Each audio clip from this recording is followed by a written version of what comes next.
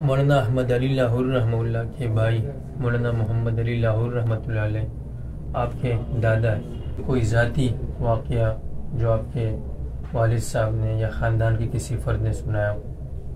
بسم اللہ الرحمن الرحیم۔ الحمدللہ اکابر نے جو وقت گزارا ہمارے بڑوں نے ہندوستان کی تاریخ میں اور تحریکوں میں، وہ تو بہت لمبے چھوڑے واقعات ہیں اور بہت ان کی قربانیاں ہیں۔ الحمدللہ ہمارے دادا جان جو مولانا احمد علی لاہور رحمۃ اللہ کے دوسرے نمبر پر بھائی تھے، 4 بھائی تھے، مولانا احمد علی لاہور رحمۃ اللہ علیہ، پھر مولانا محمد علی، پھر مولانا عزیز احمد، اور چوتھے نمبر پر مولانا حکیم رشید احمد صاحب۔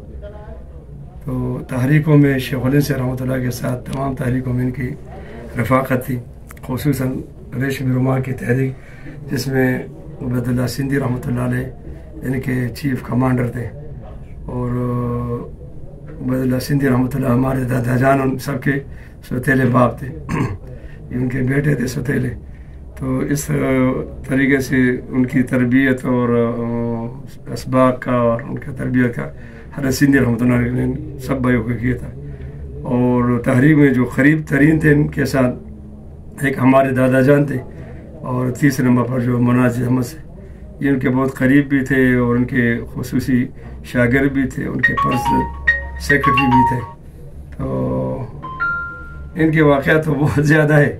جب وہ ریشمی رومال تحریک افشا ہوئی اور یہ ہندوستان سے وہاں چلے گئے کابل میں کچھ عرصہ رہے، اور کابل کے بعد پھر حضرت سندھی رحمۃ اللہ علیہ اور ہمارے تیسرے نمبر پر جو دادا تھے عزیز احمد صاحب، یہ روس چلے گئے، اور حضرت ہمارے دادا جان جو تھے وہ کابل میں ٹھہر گئے۔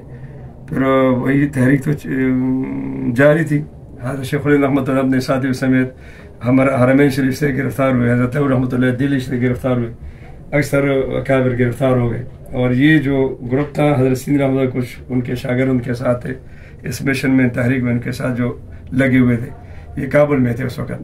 تو حضرت سندھی رحمۃ اللہ کچھ ساتھیوں کے ساتھ کابل سے روس چلے گئے، روس سے پھر ترکی سے پھر یورپ، اس ممالک میں 24 سال ملک بدر رہے۔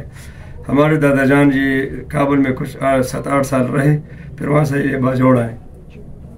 باجوڑ میں چونکہ یہ علاقہ غیر جو تھا قبائل یہاں پر تھا۔ کس سن کی بات ہے؟ یہ 1915 میں، غالباً 1915 میں یہ سفر پر گئے تھے کابل کی طرف۔ وہاں 7-8 سال جب رہے تو اس کے بعد پھر باجوڑ آئے۔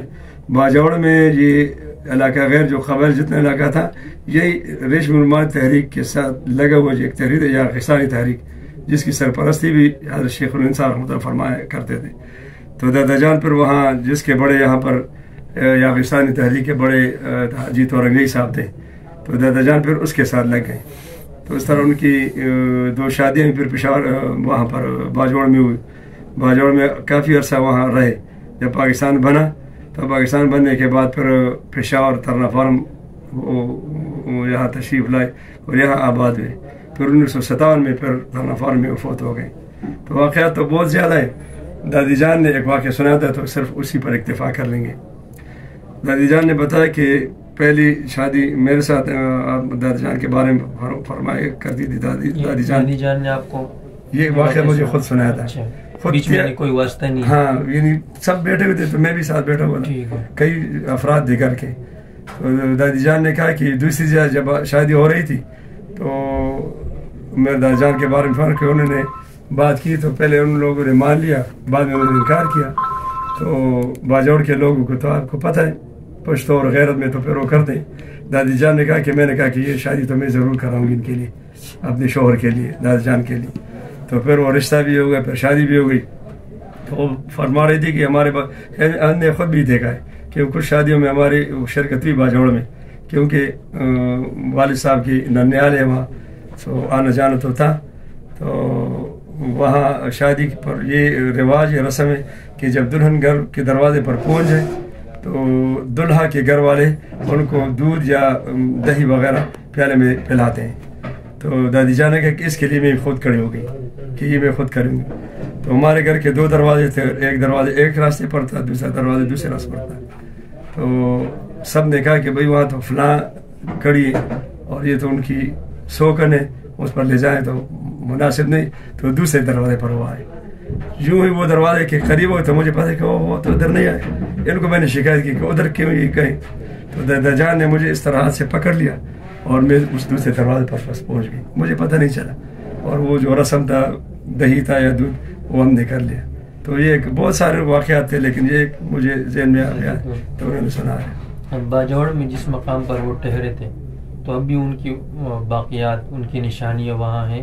نہیں، نشانے تو کچھ نہیں، بس رشتے ہیں.